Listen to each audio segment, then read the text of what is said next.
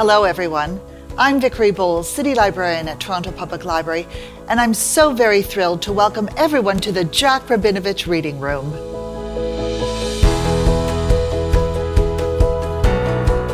As a champion of Canadian literature and culture, the library is so proud to celebrate Jack's contributions and his legacy within the Canadian literary landscape. Our father's love of books, comic books, ran the gamut.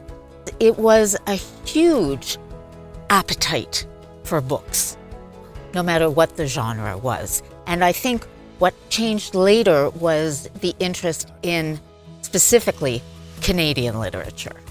I remember when Jack was first talking about starting the Giller Prize, and there was a lot of chat about that.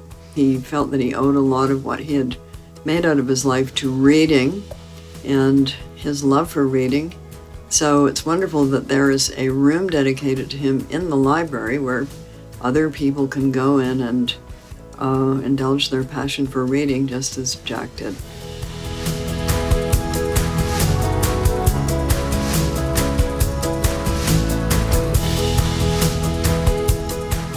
Hi. Hi. I'm Jerry Sheff. And I'm Shanitha Katchin. And I'm married to her. And he's married to me. And I'm a friend of Jack Rabinovitch. And I was a friend of Jack Rabinovitch's, and we love Jack very much. So Jack and I go back a long way. We both grew up in Montreal. I didn't know him at the time, but we were in the same area on the plateau. We both gravitated to Toronto at similar times. We were both in the real estate business, both working for large real estate companies, and we became friends actually when we arrived in Toronto and have been friends for a very long time. And at that time, Canadian literary prizes were virtually non-existent. The vision that Jack had to change that and create Canada's version of the Man Booker Prize was the first to open the whole world. There are many prizes that followed and many literary awards today, but the Giller was the very first one, and it changed the way that writers could reach the Canadian public. It changed the way bookstores ordered their books. It changed the way libraries had access to books that were prize-related. And he did this on the basis of creating a memory for Doris.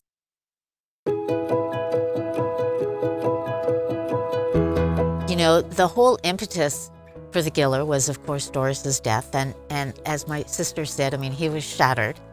But soon after her death, he got together with Mordecai Richler, who was a lifelong friend, and a gentleman by the name of David Staines. And together, over, I think, many drinks, they hatched this plan as a way to commemorate Doris and her love of books. Doris also came from, an immigrant family who lived in the poorer part of Montreal and who had no formal education per se, but read and read and read and listened and read, and so really educated herself. Trying to think up a way to do his memory justice, and depending on who you speak to, one of us came up with the idea of going to the Toronto Public Library and offering up his collection and memorabilia and things like that. Many of you may not realize it, but the Toronto Reference Library is the only research and reference facility in all of Canada. So I can't think of a better place to house his collection than here at the Toronto Reference Library, where all Torontonians can have access to it. There are so many features that make this a special place for writers, including a separate room where the writer-in-residence can connect privately with aspiring writers to develop their craft.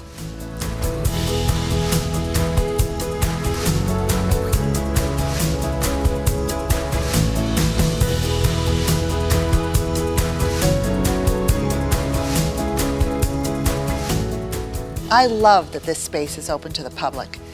This isn't just a collection that can be viewed through a glass window. The Jack Rabinovitch Reading Room is for everyone. There's something so delicious. Even I feel it now when I walk into a library. There's kind of a sacred quality to it. And there's also very much a quality of everybody belongs here. Libraries were in their inception very democratic. because when libraries started, books were expensive and only rich people could own a lot of them.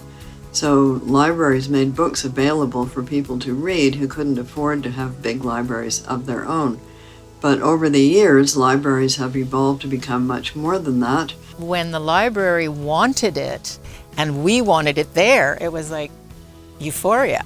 So there's an element of wanting to, Jack's collection to be in a place where people can self-teach and where everybody can go and access whatever kind of reference book, novel, short story collection, graphic novel that they want.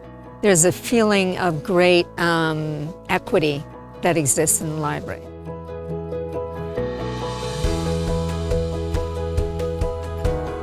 Everyone can explore the Jack Rabinovitch and Giller collections, the reference material, and the memorabilia donated by the Rabinovitch family. This is a space for people to enjoy the way Jack would have wanted it. There are so many exciting possibilities for animating this space, and I'm certain the Jack Rabinovitch Reading Room will no doubt be a cultural destination for years to come. I think he put Canadian writers on the international map. Not only here in Canada, but I think that he's given them a stage that is the world. And we wanted then to honor him for what he did. And he would come up at the end of every Giller and impress upon everyone in the room how important it was to support Canadian writers and to go out and buy the Giller books. After every Giller, he would say, For the price of a meal in this town, you could get all 5 books. So buy the books and eat at home. This will give future generations, hopefully for a long time to come, to first of all understand something about Jack and Doris and the history of the Giller, and an opportunity to revisit books over now 27 years, and people will have an opportunity in one place to experience all those past winners, past participants, past contestants, and ones that are yet to come. in summing everything up, we really want to thank all of the donors who helped make this a reality and a dream of ours come true. Without your help, the Jack Rabinovitch Reading Room would not have come to fruition. So immense gratitude for all of the donors who've helped us make this happen.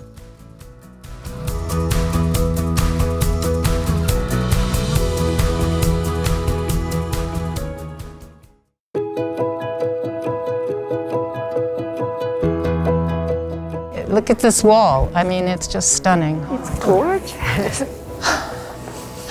It's just beautiful. Oh my God, and what they've selected. Oh my God, this is so wonderful.